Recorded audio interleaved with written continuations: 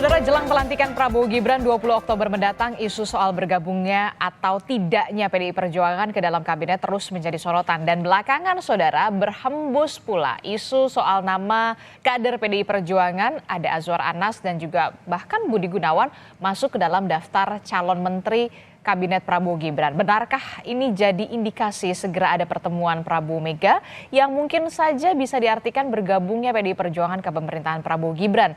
Kita bahas di pagi hari ini soal ini bersama dengan sejumlah narasumber. Ada Wakil Ketua Umum Partai Golkar, Pak Nurdin Halid yang nanti akan bergabung.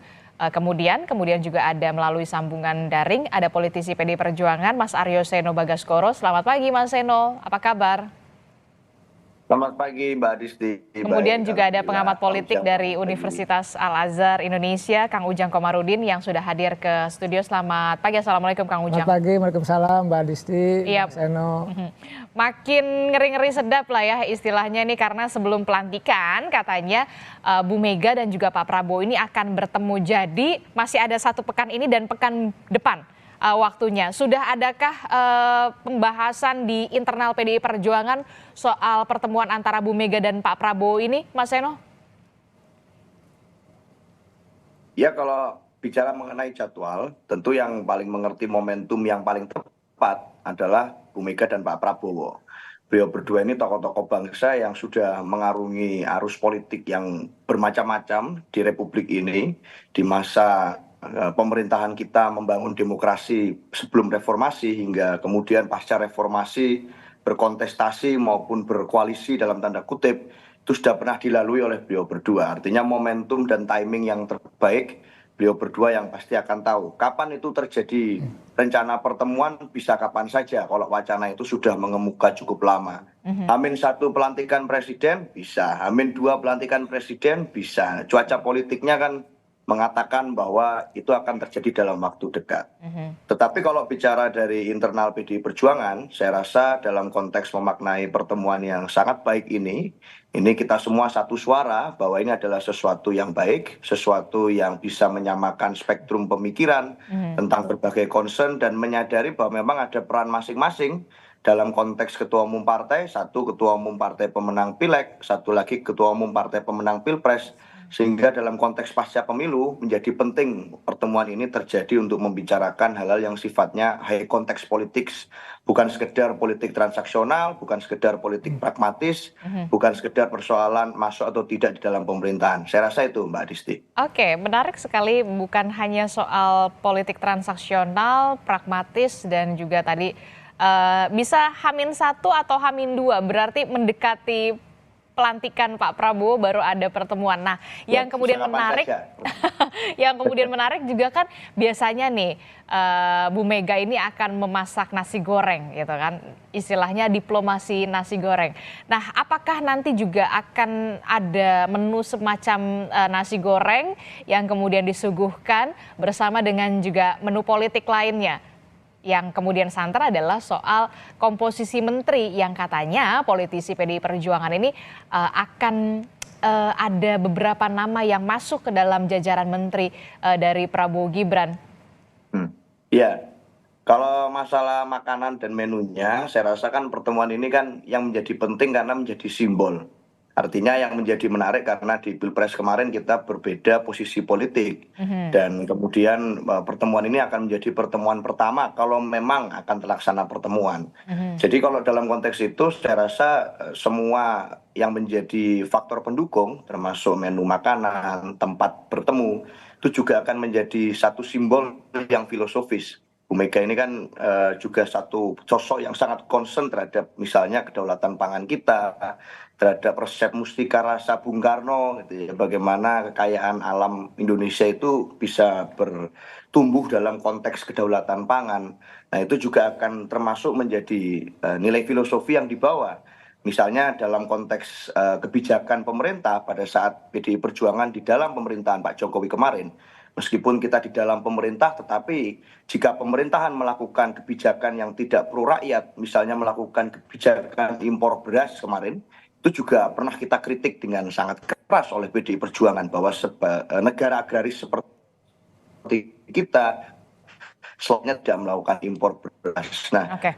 memang nanti makanan pendukung dari pertemuan itu juga harusnya menjadi simbol bagaimana harapan kita tentang yang akan dibangun ke depan itu dipimpin dengan visi yang jelas, Mhm, dipimpin dengan perencanaan yang baik, mhm, dipimpin dengan landasan yang jelas, mhm. sehingga semua faktor pendukung pertemuannya juga akan membawa pesan itu dalam konteks makanan. Oke, tapi Nah, dalam konteks Menteri, Mbak Adisti, saya rasa sekali lagi harus saya sampaikan bahwa memang sampai hari ini bahkan saya dan teman-teman di internal tidak ada yang mendengar dan tidak ada arahan apapun masa untuk belum ada yang kemudian dengar. mempersiapkan nama-nama. Iya, sampai sekarang itu yang terjadi. Artinya untuk mempersiapkan nama kader tidak ada arahan dari ketua umum. Jadi selama itu belum ada arahan dari ketua umum untuk kemudian bicara seperti itu, tentu saja dalam konteks ini kita kalau bicara masuk atau tidak di Suruh saya dalam bawa. pemerintah, Jangan. ya itu menunggu mekanisme kongres. Oke, Itu Mbak. tapi sudah ada mendengar soal tawaran-tawaran ini, ada beberapa kursi menteri yang kemudian sudah ditawarkan oleh nama Pak Prabowo ini, sudah menjadi pembahasan di internal PDI Perjuangan? Yang pasti adalah fokus PDI Perjuangan saat ini bicara tentang bagaimana kita bisa memenangkan pilkada di banyak daerah. Di situ kita juga menunjukkan suatu ekspresi politik bahwa kita berani kok mengambil langkah sebagai partai kader dan mengajukan kader sendiri di banyak tempat yang merupakan etalase politik, yang lain melakukan politik mainstream. Sehingga dalam konteks itu saya rasa fokus kami di situ. Bu Mega juga sangat concern dan dekat dengan kelompok civil society. Pertemuan-pertemuan yang terjadi terus dengan kelompok civil society. Kemarin beberapa hari yang lalu bertemu dan mengikuti konser Mas Butet Kertarejasa. Kemarin juga baru dari Malang melayat Romo Beni Susetyo. Sehingga dalam konteks itu menjalin hubungan dengan civil society menjadi concern yang intim yang kami lakukan akhir-akhir ini. Maka persiapan terkait dengan yang lain-lain saya rasa tetap PDI Perjuangan adalah partai kolektif dan harus mengikuti mekanisme aturan kita. Aturannya di mana masuk atau enggak di dalam pemerintahan. Saya rasa nanti selain bicara ketua umum juga harus ada mekanisme kongres. Itu Mbak Disti. Oke, kita akan tunggu nanti hasil pengumuman kongresnya akan seperti apa. Tapi Mas Seno, kita juga sudah kedatangan Wakil Ketua Umum Partai Golkar, Pak Nurdin Halid melalui sambungan daring. Selamat pagi, Assalamualaikum Pak Nurdin Halid. Selamat pagi. Waalaikumsalam warahmatullahi wabarakatuh. Waalaikumsalam warahmatullahi wabarakatuh. Semangat sekali ya Pak Nurdin. Iya. Pak Nurdin, ini kalau kita membahas yang jadi pertanyaan kita semua ya, ini jadi kapan sebenarnya sih pertemuan antara Pak Prabowo dan juga Bu Mega ini, katanya kalau kata Mas Seno bisa H-1, bisa H-2 sebelum pelantikan. Nah, kalau di Kim Plus, saya mengatakannya Kim Plus ya, sudah dibahas belum sih soal rencana pertemuan kedua tokoh bangsa ini? Jadi kalau ditanya kapan, tentu yang paling tahu adalah Pak Prabowo dan Ibu Mega. Tapi kita tentu sebagai anak bangsa, sebagai politisi sangat mengharapkan pertemuan kedua pemimpin ini sangat penting sekali dalam rangka untuk menciptakan suasana bangsa yang kondusif. Rakyat juga akan melihat bahwa para pemimpin kami sekalipun ada perbedaan tapi dalam bersatu untuk membangun bangsa. Nah, kapan waktunya? Saya kira lebih cepat lebih bagus itu. Tapi tergantung kepada kedua belah pihak. Kalau Pak Prabowo yang pernah kita disampaikan, yang pernah kita dengar, memang beliau ini punya tipikal seorang pemimpin yang mengedepankan kerjasama, kegotong royongan, kebersamaan, kekeluargaan. Nah, beliau ingin bertemu siapa saja dan beliau tidak merasa ada musuh dan ada dendam. Itulah tipikal seorang pemimpin yang Pancasila sejati. Nah, saya kira Ibu Mega pun tidak ada hambatan menurut saya secara personal. Hubungan Pak Prabowo dengan Ibu Mega itu baik-baik saja. Tidak ada hambatan secara personal. Sehingga menurut saya ini hanya soal waktu saja, sehingga kapan waktunya. Dan insya Allah mudah-mudahan sebelum pelantikan Ibu Mega sudah, Pak Prabowo sudah bisa berkomunikasi. Apakah secara langsung bertemu atau bertelepon, itu adalah soal teknis. Tapi tentu harapan kita adalah beliau bisa bertemu secepatnya sehingga mendiskusikan tantangan bangsa ke depan baik dalam negeri maupun luar negeri. Dan menurut saya Ibu Mega juga tidak ada hambatan personal untuk bertemu dengan Pak Prabowo. Oke, kata kuncinya adalah tidak ada hambatan secara personal ya antara Bu Mega dan juga Pak Prabowo untuk bisa saling bertemu kedua tokoh bangsa. Nah, kalau Golkar sendiri bagaimana sikapnya? Menyambut baikkah dengan tangan terbuka jika memang nanti ada PDI Perjuangan ini menjadi tambahan koalisi amunisi di parlemen dan juga pemerintahan pastinya, Pak Nurdin? Sama sekali tidak ada persoalan karena Partai Golkar kan memang dihadirkan itu berideologi Pancasila, ya, dan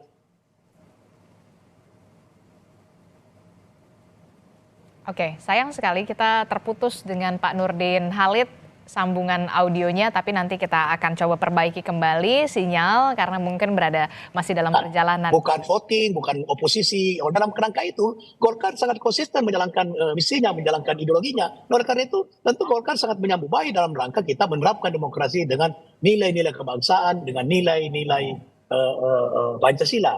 Nah, oleh karena itu Golkar sangat mendukung, mensupport, mengharapkan pertemuan tidak hanya dengan Ibu Mega, siapapun tokoh bangsa yang dianggap bisa duduk bersama-sama bangun negeri ini. Bagi Golkar itu adalah sesuatu yang sangat positif dan menyambut baik gitu. Oke, Golkar menyambut baik dengan tangan terbuka jika nanti memang PDI Perjuangan akan masuk ke dalam pemerintahan dan juga berada di parlemen untuk bisa saling menguatkan dan juga memuluskan begitu ya jalannya pemerintahan Prabowo Gibran 5 tahun ke depan, Bung Nurdin dan juga Mas Seno. Saya ke Kang Ujang. Kang Ujang, kalau melihat sinyal-sinyal ini sudah semakin menguat ya, tampaknya PDI Perjuangan ini akan segera bergabung bersama dengan pemerintahan Prabowo Gibran.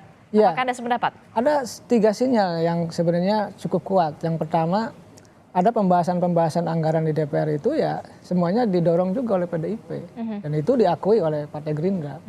Yang kedua, pelantikan Ibu Puan sebagai Ketua DPR itu sangat clear, sangat jelas. Bahwa itulah sebenarnya salah satu pintu masuk gitu. Bahwa PDIP ya kemungkinan besar masuk kabinet Prabowo Gibran. Saya mengatakan kita masuk koalisi Indonesia Maju atau tambah plus gitu, atau plus kalau ada PDIP. Nah, yang ketiga kita melihat bahwa bagaimana misalkan ketika Pak Ahmad Muzani ingin didorong menjadi ketua MPR, itu PDIP yang memang mendorong yang sangat awal gitu untuk memastikan, bahkan yang mempublish pertama juga dari PDIP, Pak Ahmad Basara. Jadi di balik layar sebenarnya saling mendukung ya? Ya, saling mendukung. Bahkan pernyataan Pak Oli hari ini saya baca di media gitu bahwa PDIP clear masuk pemerintahan Prabowo Gibran. Ada, ini saya cek di beberapa media. Oleh karena itu saya meyakini gitu dari pernyataannya Mas Seno, Bang Nurdin Halid itu tadi bahwa pertemuan Prabowo dengan Ibu Megawati katakanlah ya tadi sebelum pelantikan itu mengindikasikan bahwa PDIP akan masuk koalisi Prabowo Gibran. Dan Mbak Adisti, saya ingat ketika dulu saya menganalisa juga di sini bagaimana PDIP akan mengajukan hak angket tentang kecurangan pemilu kan. Saya katakan berkali-kali di sini pula di depan Mbak Adisti. Saya bilang tidak mungkin, tidak akan, betul kan. Nah sekarang juga sama, saya punya analisa dong, boleh dong. Ini kemungkinan besar saya bilang. Bahkan kalau saya katakan ini 90% kemungkinan besar akan masuk koalisi Prabowo Gibran. Saya mengatakan seperti itu. Di tahun ini? Dan indikasinya sangat kuat, sangat besar. Ya kemungkinan besar di Oktober begitu. Oke, di Oktober ini. Ya, minggu lalu saya mengatakan kemungkinan besar masuknya adalah di awal ataupun di pertengahan jalan. Tetapi begitu kuatnya, begitu santernya indikasi hari ini, bahkan Pak Oli pun mengatakan bahwa hubungan antara PDIP dengan koalisi Prabowo Gibran itu menguat gitu, karena memang pasca pelantikan Mbak Puan. Nah di sini saya melihat bahwa ya sebenarnya sudah clear, sudah sangat jelas ini, hanya menunggu waktu saja. Pertama momentum yang pas soal pertemuan antara Ibu Megawati dengan Pak Prabowo, ya nanti juga dengan sendirinya berjalan bahwa ya akan ada kader-kader PDIP yang masuk kabinet Prabowo Gibran. Saya meyakini itu. Gitu. Ada berapa nama ya? Kalau di kita sih ada 3 nama ya katanya ya. Yang beredar 3 nama. Tetapi kan tergantung dari deal-deal kesepakatan antara Ibu Mega dengan Pak Prabowo. Apakah misalkan nanti minta Kejaksaan Agung, apakah minta BIN tambahannya, kita tidak tahu. Karena bagaimanapun dalam konteks power sharing apapun bisa dilakukan. Tadi prinsipnya mereka bekerja sama untuk membangun Indonesia ke depan begitu. Oke, saya ke Mas Seno. Mas Seno, gimana nih kalau dari analisanya Kang Ujang, 90% nih PDI Perjuangan akan bergabung segera di tahun ini, bahkan di Oktober kalau katanya Kang Ujang, untuk bisa bergabung bersama dengan pemerintahan. Ada juga sejumlah nama yang juga nantinya dirasa akan menempati posisi-posisi menteri di pemerintahan Prabowo Gibran. Ya, ada 90% dari Kang Ujang, ada 10% juga dari Kang Ujang. Artinya apapun masih, selama belum ada keputusan apapun, dan hari ini realitasnya juga ini masih berjalan. Pertemuan antara Bu Mega dan Pak Prabowo juga timingnya masih disesuaikan sebaik mungkin berdasarkan kesibukan dua tokoh ini yang sama-sama punya kesibukan. Artinya kan minggu lalu juga banyak prediksi yang muncul bahwa pertemunya pasti minggu ini. Tapi ternyata juga minggunya sudah berlalu ke minggu depannya. Dan belum ada pertemuan. Semua di dalam kan ruang sesuai dengan kondisi kemungkinan yang paling besar. Artinya apapun itu masih ada waktu untuk semuanya menyiapkan diri. Yang penting kan satu sebenarnya, bagaimana kita berkaca dari sejarah, Mbak Adisti, bahwa PDI Perjuangan pernah berada di dua posisi itu, baik di dalam pemerintahan maupun di luar pemerintahan. Pernah merasakan menang pilpres dan pernah merasakan kalah pilpres. Pernah merasakan hat-trick pemilu legislatif, pernah juga misalnya dalam konteks melakukan konsolidasi kekuatan di dalam parlemen. Itu pernah kita alami semua. Dan dalam konteks itu saya rasa apapun ke depan, bagaimanapun berkaca dari sejarah, PDI Perjuangan objektif kok. Saat berada di dalam pemerintahan juga bukan berarti semua kebijakan lalu kita bilas. Ini kebijakan yang tidak pro rakyat kita dukung. Tentunya ada kritik seperti saya sampaikan tadi. Lalu dalam konteks di luar pemerintahan pun juga tidak selalu kita di luar kemudian kita menjadi kelompok yang asal carok. Artinya semua kebijakan pemerintah pasti salah kita sikat. Dalam konteks ini kita mengedepankan menjalankan fungsi check and balance. Oke, tapi berarti kalau masuk ke dalam pemerintahan tetap bisa mengkritisi dong. Itu maksud Anda? Ya, seperti itu yang saya maksudkan, bahwa dalam teladan itu, konteks sejarah itu, di masa Pak Jokowi kemarin pun di dalam pemerintahan ini sebelum Pilpres ya, tahun 2017, tahun 2019, 20, setelah Pilpres yang periode kedua, juga kita melakukan banyak kritik, utamanya misalnya tentang strategi impor beras yang kami anggap itu berlawanan dengan jati diri bangsa. Jadi dalam konteks ini saya rasa kita tetap menjaga objektivitas itu. Itu Mbak. Oke, tapi berarti seandainya kalaupun akan masuk ke dalam pemerintahan nih, kan kita berandai-andai dulu lah, nggak apa-apa lah ya pagi-pagi gitu ya Mas Seno ya. Berarti akan tetap bisa mengkritisi jika memang ada kebijakan yang bisa dirasakan kok kayaknya tidak pro rakyat begitu ya, kalau seandainya nanti masuk ke pemerintahan Prabowo Gibran. Mas Seno? Waduh. Kami seperti itu, Mbak. Yang kedua juga adalah dalam konteks ini sebenarnya kalau di dalam sistem ketatanegaraan kita, fungsi kontrol itu kan terjadi di parlemen sebetulnya. Artinya tidak hanya menjadi tanggung jawab dan tugas kami, tapi juga tanggung jawab semua partai politik yang ada di parlemen. Apabila eksekutif melakukan suatu penyimpangan dari perencanaan, ya harusnya berteriak di sana. Itu sebenarnya koridor tata ruangnya di situ. Makanya tidak ada oposisi dan koalisi. Jadi kami rasa jadi tanggung jawab kita semua. Tetapi PDI Perjuangan dalam perjalanan politiknya telah membuktikan rekam jejaknya pernah melakukan fungsi tersebut. Itu Mbak Risti. Oke, Bung Nurdin, respon Anda bagaimana kalau misalkan nanti PDI Perjuangan masuk ke dalam pemerintahan Prabowo, kalau memang tidak dirasa ada kurang sreg begitu ya, tidak ada kebijakan yang kurang pro rakyat begitu, tetap akan mengkritisi. Nah, ini komitmennya nanti akan seperti apa? Harus di-clearkan dulu. Itu betul sekali. Jadi tidak hanya PDIP, seluruh partai, khususnya Golkar, tetap akan melancarkan kritik konstruktif, bukan destruktif ya, sepanjang itu adalah berguna untuk bangsa, bermanfaat untuk rakyat. Jadi, dan Pak Prabowo sendiri mengatakan, kalau saya berada di jalan yang tidak benar, tegur saya. Itu dan begini, DPR itu adalah ada 3 fungsi utamanya, legislasi, pengawasan, dan budgeting. Nah, ketika 3 fungsi dilaksanakan dengan baik, maka di sana pasti ada yang bersifat kritik, bersifat support, mendukung. Jadi kebijakan yang pro rakyat pasti didukung. Tapi kebijakan tidak pro rakyat pasti kita melakukan koreksi, kita melakukan kritikan untuk perbaikan. Oleh karena itu negara ini sudah tidak mengenal istilah oposisi. Karena kalau oposisi itu apa saja kebijakan pemerintah dia libas, dia hantam musuh. Yang penting tidak setuju apa kebijakan pemerintah. Tapi kita tidak mengenal namanya oposisi. Nah, tidak hanya PDIP andaikan berada di luar maupun berada di dalam sama dengan Partai Golkar itu. Tetap kita melancarkan, menyampaikan kritik yang membangun, kritik yang untuk kepentingan bangsa dan negara. Dan siapapun memimpin, khususnya Pak Prabowo, pasti menerima kritik yang bersifat membangun, yang bersifat pro rakyat, untuk kepentingan bangsa dan negara. Oke, Itulah jadi kemudian tidak ada kita anti kritik ya? posisi. Tidak ada anti kritik. Dan itu sudah dibuktikan selama ini. Contoh yang terakhir ini pansus haji. Pansus haji juga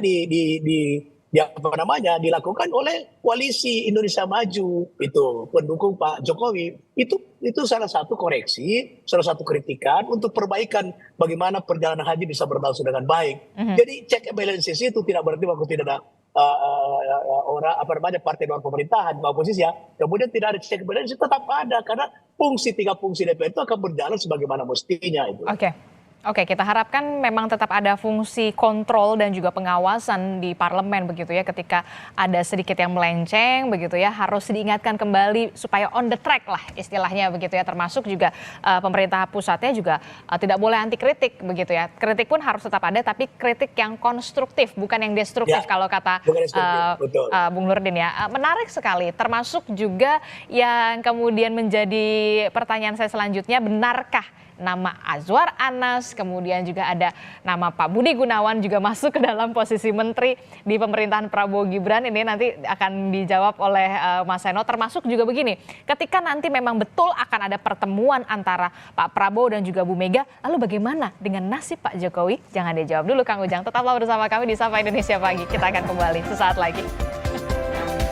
Terima kasih Anda masih bersama kami dalam Sapa Indonesia Pagi. Saudara, masih membahas soal bagaimana tarik ulur PDI Perjuangan untuk bisa bergabung ke pemerintahan Prabowo atau masuk ke koalisi Prabowo Gibran. Begitu masih bersama saya di studio ada Kang Ujang Komarudin, kemudian melalui sambungan daring ada Mas Seno dan juga ada Bung Nurdin Halid. Saya ke Mas Seno. Mas Seno, ini saya lihat ya di online gitu ya, portal-portal online. Oli Dondo Kambe ungkap kerjasama PDI Perjuangan dengan koalisi Prabowo ini sejak Puan jadi ketua DPR lagi. Bahkan Pak Oli Dondo Kambe juga mengatakan Bu Mega ini udah ngomong kami dukung pemerintahan Prabowo. Nah, ada nama Oli Dondo Kambe, Azwar Anas dan juga Budi Gunawan yang santer sekali disebut akan masuk ke dalam jajaran Menteri Prabowo Gibran.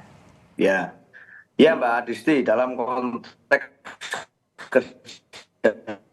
kerjasama politik antar lembaga di Koalisi Indonesia Maju itu kan ekspresinya sudah terjadi sejak pilkada sebetulnya. Jadi dalam konteks itu pun hubungan antar partai, apalagi hubungan antar teman-teman di Koalisi Indonesia Maju itu bukan suatu hal yang begitu baru gitu ya. Artinya sudah terjalin. Kita mengusung pasangan calon sama-sama di daerah, kita menjalin komunikasi antar partai, antar lembaga. Untuk posisi menteri, Mas Seno. Konteks di DPR misalnya. Iya, artinya hubungan itu terjalin dengan baik. Dan dalam konteks itu, Ketua DPR terpilih sesuai dengan Undang-Undang MD 3 yang telah disepakati sebagai aturan main, itu kembali PDI Perjuangan yang berhak. Dan kemudian Mbak Puan yang dapat amanat di situ. Artinya apa? Dalam konteks itu sebagai Ketua DPR beliau juga harus membangun hubungan yang baik dengan semua fraksi. Dan terbukti selama ini solid, makanya 2 periode bisa menjadi Ketua DPR.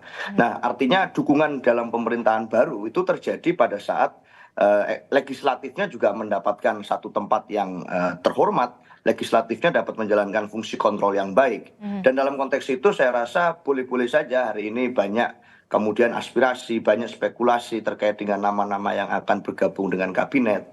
Yang penting kan kabinet besok harus profesional, itu saja. Kerja untuk rakyat baik, bagaimana dapat menjalankan tugas dengan efektif, dapat melaksanakan tugas dengan misalnya tantangan baru, itu dapat dilaksanakan dengan baik. Saya rasa ukuran utama dari yang kemudian diharapkan oleh rakyat adalah itu. Mentah nanti jumlah menterinya tetap 34, apakah bertambah menjadi 44, apakah jadi berapapun, yang penting adalah kerjanya efektif untuk masyarakat, bukan hanya soal jumlah itu saja. Jadi nanti kita mengikuti, pemerintahnya belum dilantik juga, belum ada transisi ke pemerintahan baru, tetapi komunikasi antar partai, antar personal apalagi itu memang kami jalin dengan baik dengan semua partai. Tapi untuk ketiga nama tersebut, kader PDI Perjuangan mumpuni dong masuk ke dalam kategori profesional dong, ketiga nama tersebut. Ya saya rasa Pak Oli kan juga Gubernur Sulawesi Utara yang dalam periode sebelumnya. Kemudian Pak Aswar Anas juga pernah memimpin daerah, pernah juga menjadi menteri. Lalu Pak BG juga lama ada di dalam pemerintahan. Jadi saya rasa kalau bicara kemampuan mumpuni, sangat mumpuni. Soalnya kan memang apakah nanti PDI Perjuangan akan bergabung atau tidak. Dalam soal ini kan kita memang berbeda. Dalam konteks ini Bu Mega punya sebagai politisi yang sudah memakan asam garam politik, saya rasa punya satu langkah politik kontemplatif yang lebih dalam. Untuk bertemu Pak Prabowo saja ya, bersama termasuk dengan juga soal Pak Prabowo, hitung-hitungan politiknya akan seperti apa ya, Mas Seno? Ya, menentukan momentum dan timing gitu. Bu Mega menentukan timingnya sangat presisi, sangat akurat. Ini butuh waktu yang orang menunggu-nunggu sekali loh kapan. Apalagi untuk keputusan yang sangat strategis seperti bergabung di dalam pemerintahan atau tidak. Saya rasa kontemplasinya jauh lebih dalam. Mau bertemu saja, ngobrol saja butuh waktu. Saya rasa itu Mbak Disti. Oke, saya ke Bung Nurdin Halid. Bung Nurdin, ini kan pasti juga Anda sudah dengar tiga nama ini. Pak Oli Dondo Kambe, Pak Azwar Anas, dan juga Pak Budi Gunawan. Ini ibaratnya lah ya, lingkaran kepercayaan Bu Mega semua. Nah pasti udah dibahas nih di Koalisi Indonesia Maju Plus begitu ya. Kalau ketiga nama ini juga nantinya akan diprediksi akan menduduki posisi menteri. Dari Golkar sendiri? Ya, tiga nama itu saya kenal baik ya. Tiga-tiganya saya kenal baik. Dan kalau memang itu diusulkan oleh PDIP dan Pak Prabowo menerima, saya kira ini memang sangat profesional ya di bidangnya. Tidak ada diterima oleh Pak Prabowo. Semua tergantung Pak Presiden terpilih karena itu hak prerogatif beliau. Tapi bagi Partai Golkar siapapun yang dicalonkan di semua partai, maka itu adalah bagian daripada sebuah kebersamaan bangsa dan negara. Perlu diketahui bahwa kita jangan mendikotomi antara rekrutmen oleh Pak Prabowo nanti dalam rekrut kabinetnya. Jangan kita mendikotomi antara profesional antara non parpol dengan parpol. Karena dalam parpol pun juga banyak SDM yang sangat ahli, sangat profesional. Oleh karena itu maka rekrutmen itu adalah sumbernya satu, adalah anak-anak bangsa yang qualified, yang memiliki kapabilitas untuk bersama-sama Pak Prabowo memimpin bangsa dan negara ini. Oke, bisa dikatakan ketiga nama ini memang berada di lingkaran kepercayaan dari Bu Mega. Tapi yang kemudian menjadi pertanyaan saya begitu ya, Kang Ujang, masih bisakah kemudian PDI Perjuangan ini bisa bersikap kritis ketika berada di pemerintahan Prabowo Gibran nantinya kalau, saya underline lagi, kalau memang bergabung di pemerintahan Prabowo Gibran dan mendapatkan 3 kursi menteri? Ya bisa, cuma memang ada rambu-rambu etika berkoalisi. Seperti kita pengalaman dari Gerindra, bagaimana Gerindra di periode pertama Pak Jokowi menjadi oposisi. Dan itu gelandang pemainnya kan berbeda, formasinya siapa? Ada Fadlizon yang memang mengkritisi kebijakan-kebijakan Pak Jokowi. Dan jangan lupa periode kedua berbeda karena Pak Prabowo masuk koalisi pemerintah. Pemainnya berganti, ada Pak Dasko yang di periode kedua Gerindra sangat loyal dalam konteks menjaga, mengawal jalannya pemerintahan, bukan lagi kritis. Tetapi memang saya meyakini ya masih bisa ruang untuk mengkritisi itu di parlemen. Tetapi kalau itu kebijakannya menurut saya merugikan pemerintah, merugikan presiden, pasti ada rambu-rambu yang harus ditaati oleh koalisi itu. Tapi ada dua memang dilemanya. Satu sisi harus mendukung pemerintahan Prabowo Gibran dalam konteks mengeksekusi kebijakan-kebijakan, termasuk dalam konteks mengamankan kebijakan 5 tahun. Tapi di saat yang sama butuh eksistensi partai politik untuk bisa mendapatkan dukungan dari publik. Nah, sikap kritis itulah yang mungkin dimunculkan untuk mendapatkan dukungan publik. Karena tapi saya meyakini begini, ada fenomena yang menarik ketika misalkan Partai Golkar ada di koalisi pemerintahan, tapi suaranya juga naik kok, bagus kok. PDIP juga sama, ada di pemerintahan juga menjadi partai pemenang kok. Artinya sesungguhnya kalau kita bicara di luar maupun di dalam, mereka lebih happy di dalam, untung. Ya, sudah. Jadi lebih banyak untungnya begitu ya? Iya, dapat jabatan, dapat kekuasaan, dapat kursi menteri dan lain-lain, lalu juga menang di pemilunya. Ini menandakan ya bahwa sejatinya mereka ya tadi lah, buat apa juga oposisi kalau seperti Demokrat juga nggak menang, PKS juga nggak menang. Dan saya meyakini ya ini everybody happy nih, semua elit happy, karena disitulah logika masyarakat. Ya kalau dalam konteks politik ya itu mungkin juga ya akan Kalau berbeda. elitnya happy, tapi rakyatnya juga tetap harus happy ini dong. persoalan Everybody di situ. happy. Ada pengalaman yang berbeda di masa pemerintahan Pak SBY, di mana PKS ketika itu sangat kritis, sangat keras menjelang pemilu, mengkritisi habis-habisan Pak SBY. Tahu-tahu ya, mohon maaf tanda petik, Presiden PKS-nya juga masuk penjara. Ini kan menjadi persoalan. Oleh karena itu, saya meyakini PDIP, partai berpengalaman, Golkar, partai berpengalaman, akan membangun positioning yang tepat, di mana harus mengawal kebijakan pemerintah, di mana harus kritis. Saya meyakini itu. Tapi kalau bicara kritis, harusnya bisa. Sebagai lembaga yang ada di parlemen, keperwakilan partai di parlemen, mereka memang harus bersuara untuk kepentingan publik begitu. Walaupun memang harus berbenturan, ada rambu-rambu dengan Prabowo Gibran nanti. Kalau tadi Anda sudah mengatakan everybody harus happy. Everybody happy gitu ya. Nah, bagaimana dengan Pak Jokowi? Happy juga nggak nanti kalau misalkan Pak Prabowo dan juga Bu Mega ini sudah benar-benar bertemu, nasibnya gimana nih Pak Jokowi ini? Ya, ini kan happy juga nggak? Ada ngeri-ngeri sedap, Mbak Adisti. Kenapa tuh? Bagi saya agak nggak happy ya. Ini kan sudah dinyatakan. Nggak happy? Kenapa nggak happy? Ya, begini, ketika misalkan Prabowo ingin mengakomodir PDIP, itu ada pernyataan di belakang layar ya, kalau bisa pertimbangkan PDIP jangan masuk dulu gitu. Nama-namanya juga bahkan disebutkan nih, Pak BG jangan, Pak Azhar Anas oke lah gitu kan. Itu ada di belakang layar yang saya dapatkan bocoran-bocoran itu. Tetapi apapun itu dalam konteks koalisi ya tergantung Ibu Mega dengan Pak Prabowo ya. Apakah skemanya juga tidak akan mengikuti ritme Pak Jokowi. Saya meyakini ke depan yang agak ngeri-ngeri sedap ya positioning dari Pak Jokowi begitu. Nasibnya Pak Jokowi gimana? Kalau nggak happy banget, kenapa gitu nggak happy banget? Nah, pertama tidak pegang partai politik, bukan sebagai pengendali partai, walaupun anaknya wakil presiden akan dilantik, tapi sekarang juga dikasuskan, ada kasus Pupu Fafa, kasus dan lain-lain mungkin akan muncul. Oleh karena itu saya meyakini yang dalam konteks ke depan yang paling tidak happy menurut hemat saya adalah Pak Jokowi. Kecuali Pak Prabowo menjamin gitu ya, Pak Jokowi dalam konteks ke depan. Tapi saya meyakini nanti Tapi kan katanya dapat posisi di partai politik. Di mana? Pertanyaannya kan itu. Sekarang di mana? Di Golkar? Di rumahnya Pak Nurdin Halid katanya. Ya kan belum. Kita lihat saja. Kita tanya ke mereka.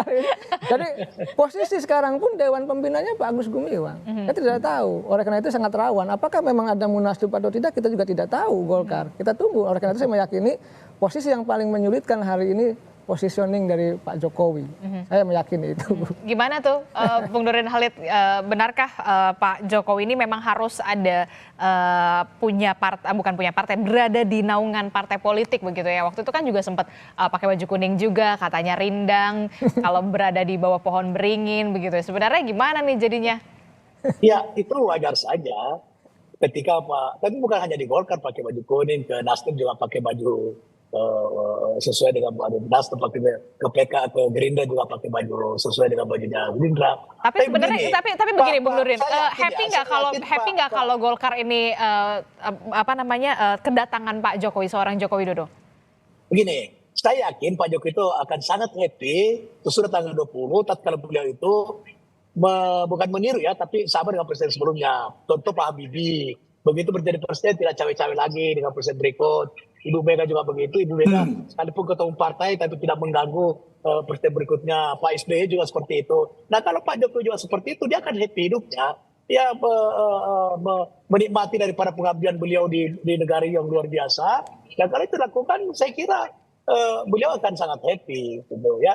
Nah kemudian mengenai Golkar, memang Pak Jokowi itu sangat nyaman berada di bawah dukungan Partai Golkar selama 10 tahun, tapi tidak berarti bahwa beliau harus menjadi kader Golkar. Karena setahu saya sampai saat ini belum masih kader PDIP, setahu saya, nggak tahu kalau sudah diberhentikan. Oleh karena itu Golkar dengan Pak Jokowi secara pribadi itu sangat dekat, tapi tidak harus menjadi kader Partai Golkar. Gitu. Oke, kita akan tunggu bagaimana harusnya Pak Jokowi juga happy juga ya, antusias juga dengan adanya pertemuan Pak Prabowo dan juga Bu Mega. Mas Seno. Iya harusnya happy-happy aja, apa urusannya nggak happy. Kalau kami sih, kalau baik dari kubu Bu Mega dan Pak Prabowo sejauh ini semuanya menyambut dengan tangan terbuka. Jadi kalau ada yang tidak happy, saya rasa ya memang bukan dari kubu kami atau kubu Pak Prabowo, itu saja. Karena kalau dari kami sejauh ini happy. Itu nah, pertanyaannya adalah benar yang dikatakan oleh Bim tadi, bisa lihat atau enggak? Apakah bisa ikhlas atau tidak saat kemudian menyadari bahwa jabatan dan kekuasaan itu di dalam konteks aturan main demokrasi Indonesia itu memang ada batasnya. Tapi kalau Ada bicara ikhlas atau akhirnya tidak dan ikhlas itu waktunya. agak susah sih, agak sulit begitu menerkanya, Mas Seno. Ya sama dengan happy tidak happy juga susah menerkanya gitu kan, artinya di dalam hati seseorang kita juga susah merasa ini orang happy atau enggak, dan kita juga nggak peduli lah mau happy atau tidak happy. Saya rasa kan ini pertemuan yang baik, semua menyambut baik bahwa ada pertemuan antara Bu Mega dan Pak Prabowo. Kalau ada yang merasa tidak happy ya apakah harus menjadi satu bentuk kepedulian kita? Saya rasa kan enggak juga. Tapi yang penting itu tadi bahwa siapapun itu harus menyadari bahwa kekuasaan ada batasnya, bahwa dalam konteks ini batas itu sudah sampai di titik akhir. Dan saat ini yang menjadi kondisi kekuatan existing, ya Pak Prabowo yang akan menjadi presiden ke-8. Oleh karena itu harus kemudian jika kita ingin memberikan pandangan yang baik untuk masa depan bangsa ya berdiskusi dan bicara dengan Pak Prabowo. Dalam konteks ini untuk berbicara bagaimana untuk mencari harapan baru. Jadi pertemuan Bu Mega dan Pak Prabowo ini kalau memang terjadi itu kan sebenarnya simbol atas harapan baru. Semua kritik yang kemarin terjadi tentang bagaimana demokrasi kita mengalami backsliding, bagaimana pemerintahan kita itu dilekatkan dengan nepotisme, bagaimana pemerintahan kita itu didekatkan dengan privilege, itu aja. Saya rasa harapan baru itu muncul di tengah masyarakat, di tengah banyak orang, bahwa pada saat Bu Mega dan Pak Prabowo bertemu, itu ada harapan akan pemerintahan yang lebih baik. Ada kondisi demokrasi yang bisa direparasi, ada kondisi nepotisme yang bisa diperbaiki. Oke. Itu yang menjadi satu harapan. Jadi kalau ada yang merasa menjadi antitesa dari harapan itu dan tidak happy, itu sekali lagi bukan urusan kami. Itu saja Mbak Adisti.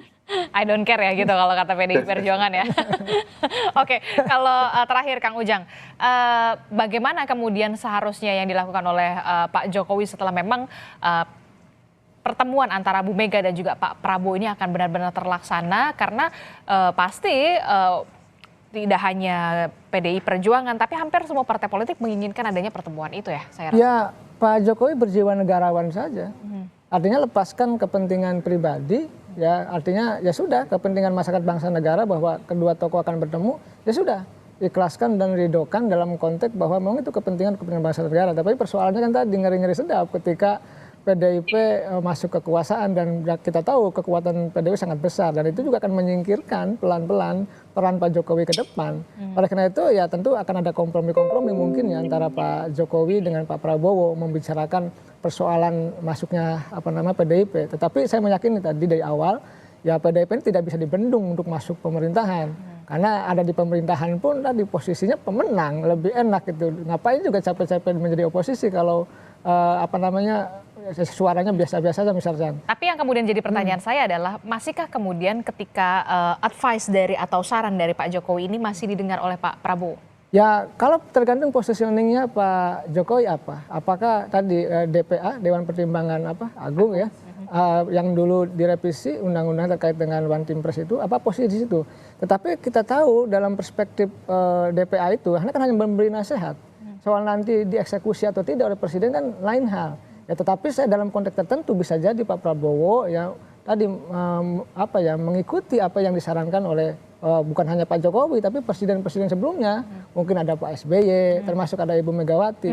Jadi kalau sekedar nasihat saya yakin akan mengikuti, tetapi dalam konteks kebijakan yang strategis ya Pak Prabowo punya ini sendiri, punya visi misi sendiri dalam konteks untuk membangun kebijakan yang strategis itu. Oke, kita akan tunggu bagaimana pertemuan dari Bu Mega dan juga Pak Prabowo yang pastinya kita nantikan begitu ya sebelum pelantikan ini, H-1 atau H-2, termasuk juga ya ini teka-teki siapakah nama menteri dari PDI Perjuangan yang akan menduduki posisi menteri di kabinet Prabowo Gibran. Kita nggak pernah tahu karena posisi menteri ini lagi-lagi hak dari prerogatif Presiden terpilih Prabowo Subianto. Terima kasih Mas Seno telah bergabung bersama kami. Bung Nurdin Halid, terima kasih sudah bergabung juga melalui sambungan Zoom.